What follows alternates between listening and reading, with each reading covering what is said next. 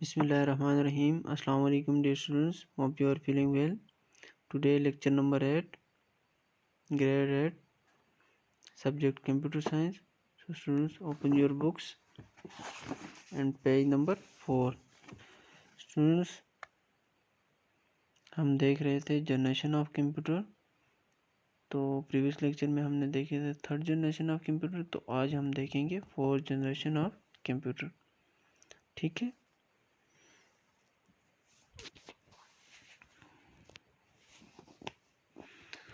तो स्टूडेंट्स देखें आपके फोर्थ जनरेशन। मैं आपको एक बात बताऊं कि जब भी ये जनरेशन चेंज हुई कि इट्स मीन कि फर्स्ट जनरेशन थी, फिर सेकंड आई, फिर थर्ड, फिर फोर्थ, तो जनरेशन इसलिए अपडेट होती गई क्योंकि उसमें कुछ ना कुछ चीज़ नई आई थी। ठीक है, फॉर एग्ज़ाम्पल सबसे जो फर्स्ट जनरेशन थी उसमें वैक्यूम ट्यूब यूज़ हुई थी।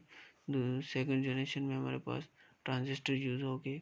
थर्ड जनरेशन में हमारे पास आईसी जो इंटीग्रेटेड सर्किट है उनका कंसेप्ट आ गया। तो जो फोर्थ जनरेशन हमारे पास यूज़ हुई थी उसमें हमारे पास माइक्रो प्रोसेसर, ठीक है, उनका कंसेप्ट आया था। तो देखें क्या कह रहे हैं, the fourth generation of computer is characterized by both the integrated circuits and the invention of the microprocessor। ये जो है ये इसमें इंटीग्रेटेड सर्किट और साथ माइक्रो प्रोसेसर की भी इन्वेंशन हो गई थी। A single chip that could do all the processing of a full scale computer। जो हमारे माइक्रो प्रोसेसर थे वो एक सिंगल सी जो चिप थी, ठीक है, सिलिकॉन की चिप होती है, ठीक है, वो जो है प्रोसेसिंग करती थी फुल स्केल कंप्यूटर, जो कि हमारे सारे कंप्यूटर को जो है पूरी करती। By putting the millions of transistor into one single chip. जो हमारे पास पहले ट्रांजिस्टर यूज़ होते थे कि मिलियंस ऑफ ट्रांजिस्टर जो हैं उनको जो काम वो मिलियन जो ट्रांजिस्टर करते थे वो काम एक सिंगल चिप करती थी। ठीक है, move calculation and faster speed could be achieve by computer. वो कैलकुलेशन को भी फास्टर कर दिया, ठीक है, और स्पीड भी उसकी फास्टर होगी, ठीक है, कंप्यूटर की।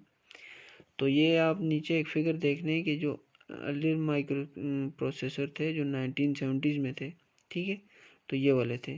तो अभी जो लेटेस्ट हमारे पास माइक्रो प्रोसेसर हैं जो अभी हम यूज़ कर रहे हैं तो वो इस तरह के, ठीक है। तो आप इन पिक्चर से भी अंदाज़ा लगा सकते हैं कि माइक्रो प्रोसेसर कितने का।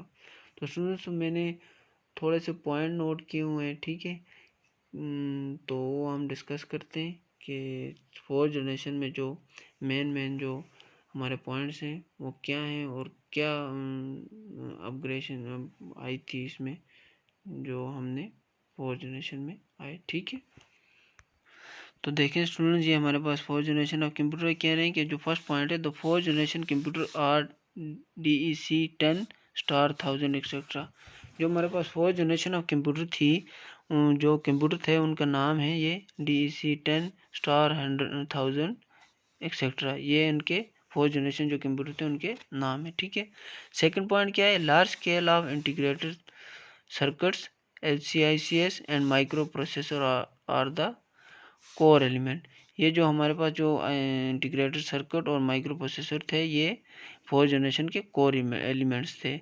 ठीक है स्टूडेंट्स, थर्ड जो हमारे पास है, the time period of fourth generation is 1971 to today. जो हमारे पास जो टाइम पीरियड था फोर्थ जनरेशन का वो 1971 से स्टार्ट हुआ था और अभी तक हम इसको यूज़ कर रहे हैं। ठीक है, semi conductor were use for primary memory. जो सेमी कंडक्टर हैं वो हम प्राइमरी मेमोरी के लिए यूज़ करते थे। ठीक है, फिफ्थ पॉइंट हमारे पास है डेवलपमेंट ऑफ माइक्रो प्रोसेसर और माइक्रो कंप्यूटर और पर्सनल कंप्यूटर। इस जनरेशन में हमारे पास जो माइक्रो कंप्यूटर और जो पर्सनल कंप्यूटर जिन्हें हम PC कहते हैं इनकी डेवलपमेंट हुई थी, जिसमें हम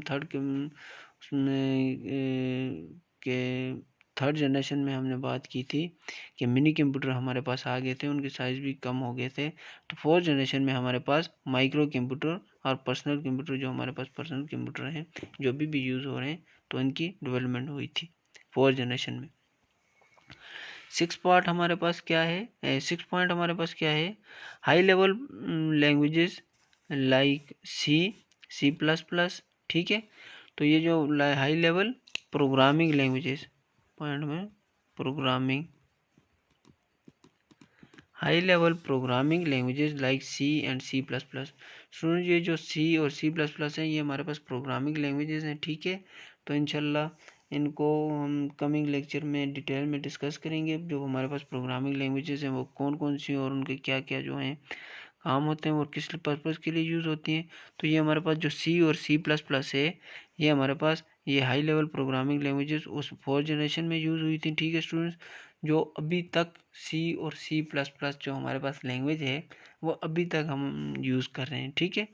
and database management system DBMS जो है ये डेटाबेस मैनेजमेंट सिस्टम भी जो है इस जनरेशन में यूज़ हुआ था, ठीक है स्टूडेंट्स। तो हमारे पास जो 7 जो इसका पॉइंट है और last point application development bye users with user friendly. जो हमारी एप्लीकेशन जो थी वो डेवलपमेंट इस जनरेशन में जो है स्टार्ट हो गई थी और यूज़र फ्रेंडली थी। जो यूज़र जो है इनको इजीली यूज़ कर सकता था, ठीक है स्टूडेंट्स। जो हमारे पास जो एप्लीकेशन आई थी वो यूज़र फ्रेंडली भी थी, ठीक है। तो ये हमारे पास कुछ पॉइंट्स थे 4th जनरेशन के। तो आप ऐसा करना है कि जिस तरह प्रीवियस लेक्चर में मैंने आपको जो पॉइंट्स बताए थे 1st जनरेशन के, 2nd के, 3rd के, उनको भी अपनी नीट नोटबुक पे लिख लेना है, ठीक है। और साथ याद भी कर लेना है, ठीक है। और इसी तरह आपने इस 4th जनरेशन ऑफ कंप्यूटर जो इसके जो पॉइंट्स हैं 7 इनको भी अपनी नीट नोटबुक पे लिख लेना है, ठीक है स्टूडेंट्स। और लिख के फिर मुझे उस नीट नोटबुक की पिक्चर सेंड कर देनी है व्हाट्सएप पे पर्सनली। तो इंशाल्लाह हम जो हमारा कमिंग लेक्चर होगा उसमें हम 5th जनरेशन ऑफ जो हमारी लास्ट जनरेशन है उसको डिस्कस करेंगे। तो इंशाल्लाह मिलते हैं नेक्स्ट लेक्चर में। अल्लाह हाफिज़।